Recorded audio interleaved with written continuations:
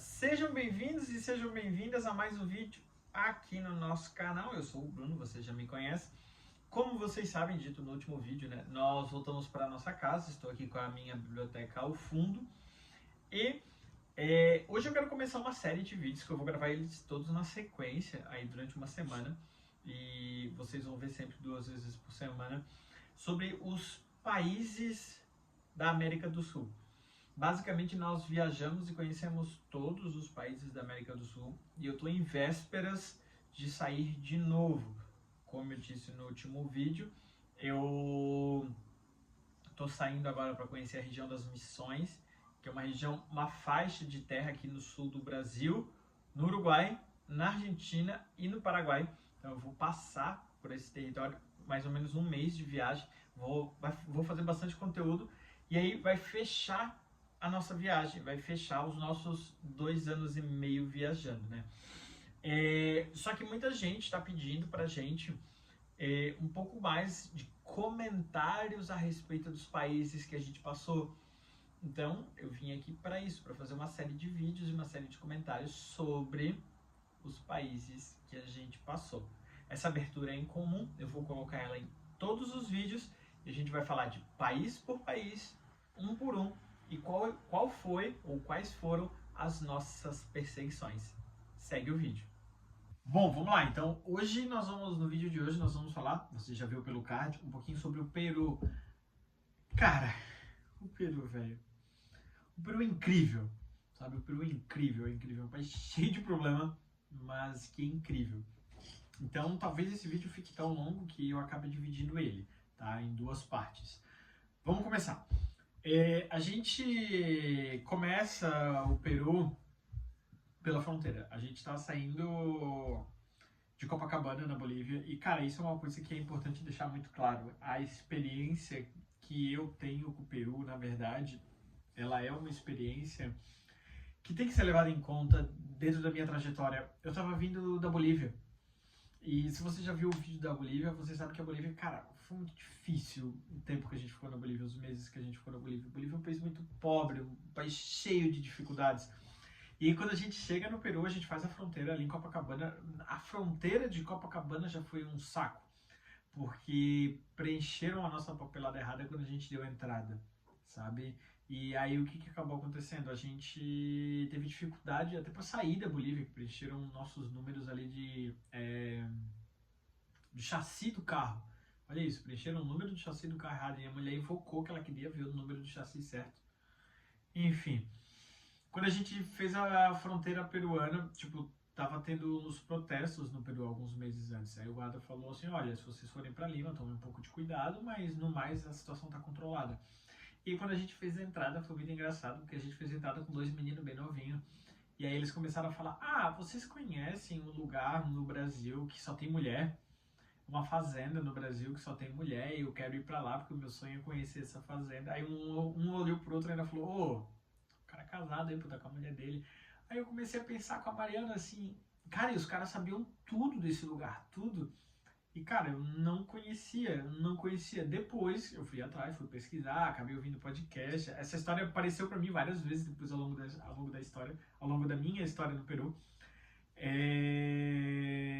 Cara, Noiva do Cordeiro. Noiva do Cordeiro é uma fazenda do interior de Minas Gerais que surgiu uma fanfic na década de 80 e 90 que só tinha mulher. E sim, só tinha mulher porque era uma fazenda em que os homens saíam para trabalhar, ficavam a semana inteira em Belo Horizonte, de segunda a sexta, voltavam só no final de semana. E quando foi feita uma reportagem sobre a fazenda, é uma comunidade meio hippie, assim, acabou-se que só tinha mulher e eles, jornalista alemão, e essa notícia é famosíssima no mundo inteiro, menos no Brasil, sabe? Noivo do Cordeiro. Enfim, entramos no Peru e, cara, quando a gente entra no Peru, velho, vários postos de gasolina começam a aparecer. E ali a gente já teve, obrigado, Senhor, postos de gasolina. Acho que eu nunca pensei que eu ia agradecer por ver postos de gasolina. E aí, cara, vida normal, né? Tinha Repsol, tem, né? Tem Repsol, tem Shell, tem um monte. Lá no Peru começa a ter um fenômeno que a gasolina para de ser vendida em litro, ela começa a ser vendida em galão.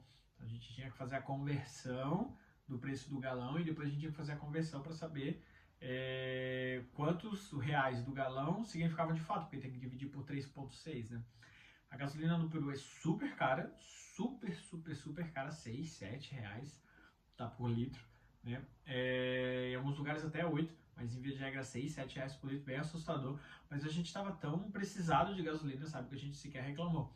Você viu ali no último vídeo, a gente encheu um pouquinho antes de chegar em Copacabana, foi a única vez que a gente conseguiu encher de fato lá na Bolívia, e aí a gente não precisou, né, nesse primeiro momento. A gente sai de Copacabana, atravessa, vai margeando o Lago Titicaca e a gente para em Puno para almoçar. E aí a gente vê assim os requisitos, várias praças de pedágio queimada por causa dos protestos que tiveram no Peru. Né? A gente parou para comer num restaurante na frente de uma polícia, até para num lugar proibido assim. Eu fui conversar com os guardas, barricada na frente da polícia e tal. Sabe, a situação social no Peru ela foi bem complexa, né, durante um tempo ali. Então, tudo bem. Avançamos por Puno e aí a gente encontrou o Peru. Cara, o Peru é caótico com o trânsito. É caótico. Eu achava que La Paz tinha sido ruim, mas nada. O Peru ele é dominado por tuk-tuk, sabe? Dominado por tuk-tuk. É o mais forte assim, na América Latina que a gente tem de tuk-tuk e eles fodem o trânsito. Os tuk-tuks, tive que cortar o vídeo aqui para não ficar grande na hora de editar ele. Os tuk-tuks eles atrapalham demais o trânsito assim no Peru. É o pior trânsito da América do Sul, eu acho que é um dos piores do mundo, é terrível, ninguém sabe dirigir, os tuk-tuks se enfiam em qualquer canto e não é muito difícil ver pessoal de motorhome que bate no Peru. Eu tinha bastante medo de bater, porque imagina um carro brasileiro, cara, muita dificuldade, né? E aí a gente vai e costeia o Titicaca, chega em Puno, de Puno, a gente vai pra Cusco. Aí a gente entra em Cusco à noite.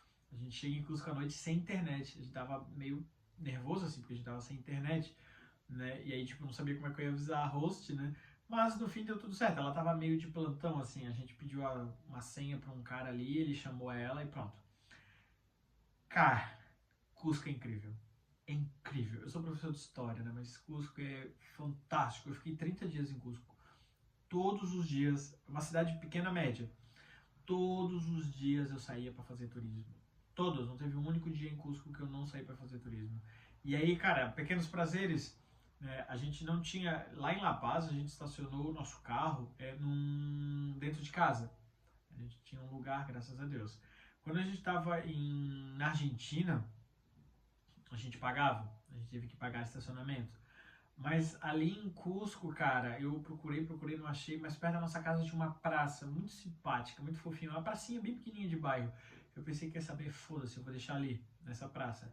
E o que que acontecia? Os estacionamentos eles cobravam por hora, porque eu estava relativamente perto do centro. Eles cobravam por hora e, cara, não teve arrego. Eu falei, cara, é 30 dias e tal, não teve arrego. Eles queriam cobrar por hora, então, tipo, dava, sei lá, 900 reais. E aí eu falei, não, vai pra praça, foda-se, seja o que Deus quiser. Então todos os dias de manhã eu ia com a Ive, depois eu ia meio-dia, depois eu ia à noite com a Ive, ou se a Ive não quisesse ir e tal, eu ia até lá pra olhar o carro 3 vezes por dia. Não que garanta muita coisa, né, mas eu ia lá, limpava ele, porque um carro muito tempo, né, cara, ficar pegando poeira, tava debaixo de uma árvore, então eu tirava a poeira, tirava os galhos de árvore, tirava as coisas, as pessoas do bairro viam eu mexendo no carro, às vezes eu ficava dentro do carro com a porta aberta e tal, para as pessoas verem que, né, é um morador como outros quaisquer ali, né? Até porque uma placa brasileira, quanto mais a gente subia, mais chamava atenção. Porque mais fora da realidade a gente acabava ficando, né? Porque imagina um carro brasileiro em Cusco, não tem sentido nenhum. E aí o carro foi uma parada legal, graças a Deus a gente resolveu. E cara, a gente tinha um mercado muito perto. E depois de tanto tempo de Bolívia, depois de tanto tempo de Argentina, que a gente não tinha acesso a frutas. Peru é um país tropical, cheio de fruta, a gente conseguiu comer um monte de batata, que eles têm bastante batata, né? A gente conseguiu comer um monte de coisa. Tinha um mercado perto da nossa casa. O mercado não é barato, né? A gente gastou em 30 dias em Cusco em torno de R$ 1.500, não é barato. Mas foi uma experiência muito legal, conhecemos todas as igrejas, conhecemos os sítios arqueológicos, enfim, a gente tem um monte de vídeo aqui sobre Cusco. Foi muito legal mesmo, sabe? Saímos de Cusco. Aí saímos de Cusco e fomos até Nazca. Fomos conhecer as linhas Nazca. Descendo de Cusco, aí você desce a serra, né? até Nazca, pegamos um acidente, quase vimos um óbito, chegamos em Nazca à noite, foi bem horrível, assim, sabe? Já tínhamos internet, porque conseguimos comprar em Cusco.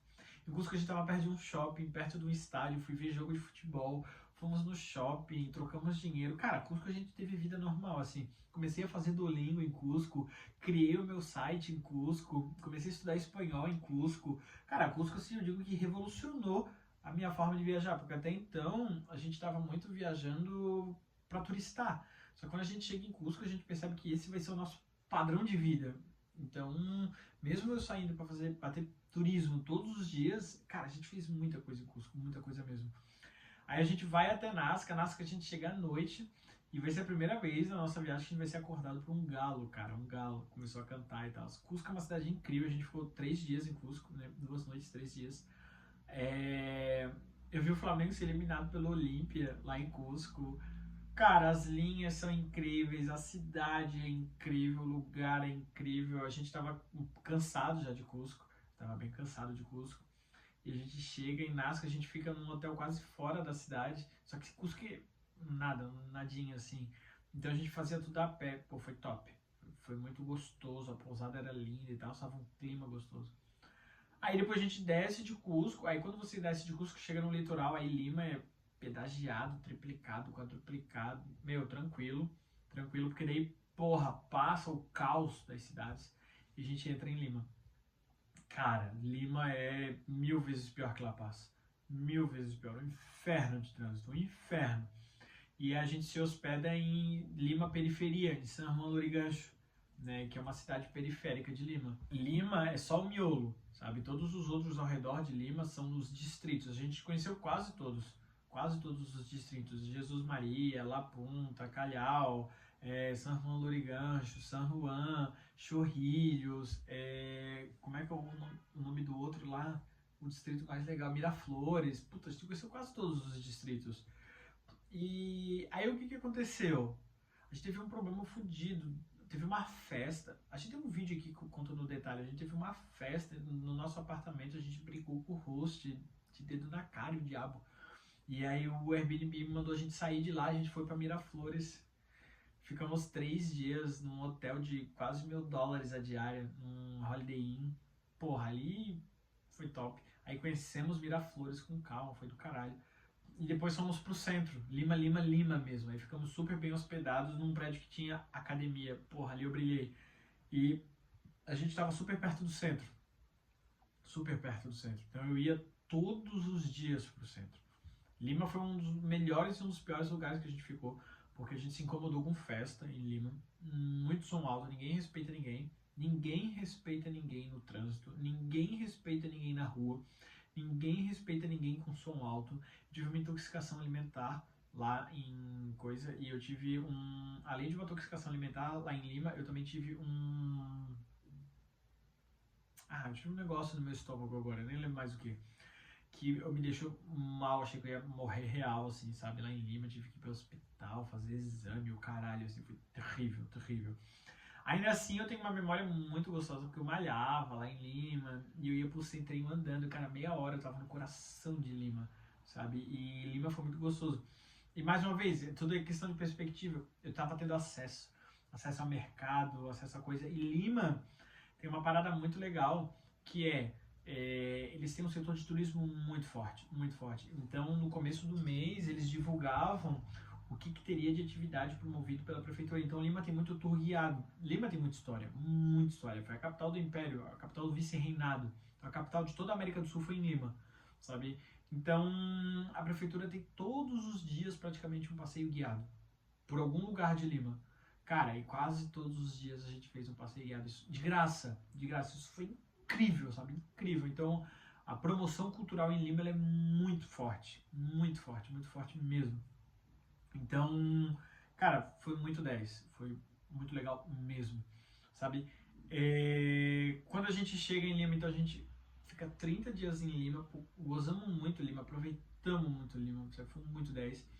E aí saímos de Lima, a gente sai de Lima e vai avançando no sentido norte, e aí tentam dar um golpe na gente. A gente fica bem nervoso, tem um vídeo aqui no canal. a gente fica bem nervoso, tentou dar um golpe dizendo que o nosso pneu tá furado, e a gente meio que cai no golpe, mas a gente não para, a gente resolve parar numa pousadinha de beira de estrada, que foi a pousada que a gente tentou ver na volta, né, uma pousadinha de beira de estrada, porque tava friozinho, então peguei qualquer uma, porque não precisa ar-condicionado nem ventilador, percebi que era um golpe, a gente ficou bem mal assim naquela noite, porque a gente calculou dirigir 11 horas, e aí por causa desse golpe e tudo mais, a gente levou 13 horas para chegar 2 horas antes. Então a gente ainda teria que dirigir 2 horas para chegar no nosso destino, o hotel que estava reservado. Né? Então a gente demorou 13 horas para chegar no lugar que a gente levaria 9. Né? Então, tipo, foi muito foda, foi muito foda. Enfim, a gente passa lá e aí vai e faz a fronteira. Quando a gente chega na fronteira, cara, a fronteira de Peru e Equador, é uma fronteira muito tranquila de fazer. A gente passa pela represa do lado da fronteira quase, né? Tipo, os últimos 100 quilômetros, é uma represa gigantesca, que tem lá no Peru, gigantesca. A gente passa pela represa, a represa estava em seca, então a gente via, sabe, os pontinhos de extravasar a água dela, bem legal. A gente passa por um assim, o carro dá uma patinada, mas a gente faz a fronteira é muito tranquila, muito delícia. Tipo, demora, porque demora só, né? Porque fronteira é uma merda. A gente viu um casal de franceses que saiu, voltou e esqueceram de dar a saída da moto deles. Cara, a gente levou mais de meia hora acompanhando essa novela. Enfim, foi tranquilo. Nossa visão geral sobre o Peru eu vou te dar no próximo vídeo. Tá? Nossa visão geral sobre o Peru eu vou te dar no próximo vídeo, porque teve a volta. A gente, na volta, ainda ficou mais uns 15 dias no Peru. E essa volta ela foi bem impactante. Tá? Por quê? Porque quando a gente estava em Cusco e quando a gente estava em Lima, Nazca, a gente estava 100% entretido em Cusco, Lima e Nazca. Né? Foram cidades que nos absorveram muito, a gente estava vivendo elas muito, foi muito gostoso. Quando a gente volta, a gente só queria ir embora. A gente só queria cruzar o Peru. A gente só queria ir embora. A gente teve muito trabalho, muito trabalho. E aí a visão geral ela fica um pouco comprometida, né? Vou tentar não xingar muito, mas no próximo vídeo eu vou te contar como é que foi segundo momento nosso no Peru, os últimos 20 dias ali, 15 dias, que a gente passou pelo Peru. Não se esqueçam de curtir esse vídeo, compartilhar. A gente se vê no próximo, daqui a pouco, já entra. Um abraço pra você e tchau, tchau.